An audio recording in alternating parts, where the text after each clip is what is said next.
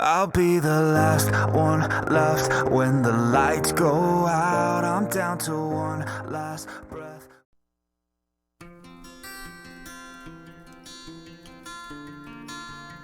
Korupsi merupakan suatu perbuatan yang dilakukan dengan maksud untuk mendapatkan beberapa keuntungan yang bertentangan dengan pelanggaran hukum dan penuh kesalahan dengan memakai sejumlah keuntungan untuk dirinya sendiri ataupun orang lain yang bertentangan dengan aturan yang ada.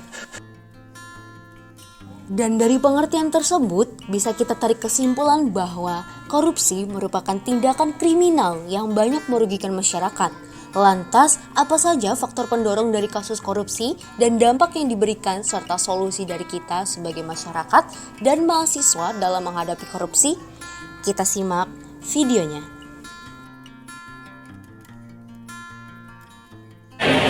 Kasus korupsi terbesar di Indonesia.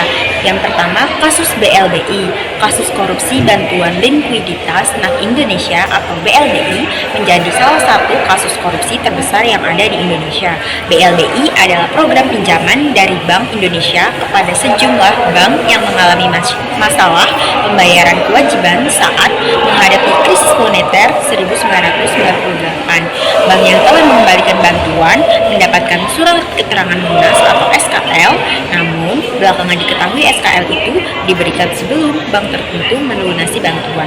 Menurut keterangan dari KPK, kerugian negara akibat kasus korupsi ini mencapai 3,7 triliun rupiah. Yang kedua ada kasus Jiwasraya. Kasus korupsi yang menjerat PT Asuransi Jiwasraya atau Persero menjadi sorotan publik. Jiwasraya sebelumnya mengalami gagal bayar polis kepada nasabah terkait investasi saving plan sebesar 12,4 triliun rupiah.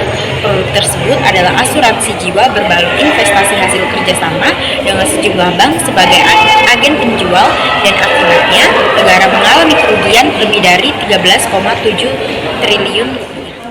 Dampak korupsi. Tindakan korupsi merupakan tindakan yang sangat merugikan negara.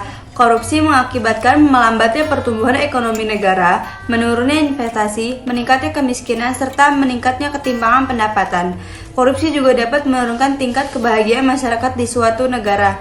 Korupsi yang berdampak pada perekonomian menyumbang banyak untuk meningkatnya kemiskinan masyarakat di sebuah negara.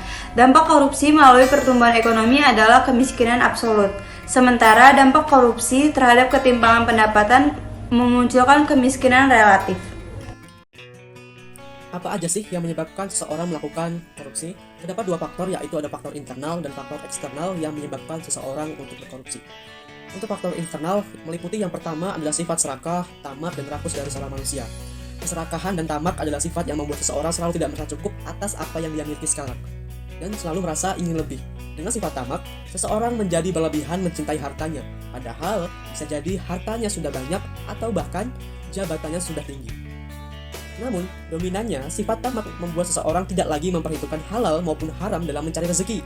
Karena itu, sifat ini menjadikan korupsi adalah kejahatan yang dilakukan oleh para profesional, berjabatan tinggi, dan berkehidupan kecukupan. Faktor internal yang kedua adalah gaya hidup yang konsumtif. Sifat serakah ditambah gaya hidup yang konsumtif menjadi faktor pendorong internal korupsi. Gaya hidup konsumtif misalnya membeli barang-barang mewah dan mahal, atau bahkan mengikuti tren kehidupan perkotaan yang serba glamor. Korupsi bisa terjadi jika seseorang melakukan gaya hidup konsumtif, namun tidak diimbangi dengan pendapatan yang memadai. Faktor internal yang ketiga adalah moral yang lemah. Seseorang dengan moral yang lemah mudah tergoda untuk melakukan korupsi. Aspek lemah moral, misalnya lemahnya keimanan, lemahnya kejujuran, atau bahkan tidak mempunyai rasa malu melakukan tindakan korupsi. Jika moral seseorang lemah, maka godaan korupsi yang datang akan sulit ditepis. Godaan korupsi bisa berasal dari atasan, teman setingkat, bawahan, atau pihak lain yang memberi kesempatan untuk melakukannya. Selain itu, ada faktor penyebab eksternal. Yang pertama ada aspek sosial. Kehidupan sosial seseorang berpengaruh dalam mendorong terjadinya korupsi, terutama keluarga. Bukannya mengikatkan atau memberi hukuman, keluarga justru memberi dukungan kepada seorang koruptor untuk memenuhi keserakahan mereka. Aspek sosial lain adalah nilai budaya masyarakat yang mendukung korupsi. Misalnya, seseorang hanya menghargai kekayaan yang dimiliki atau terbiasa memberikan gratifikasi kepada pejabat. Bagaimana solusi untuk memberantas korupsi dari sudut pandang kita sebagai warga negara dan peran mahasiswa?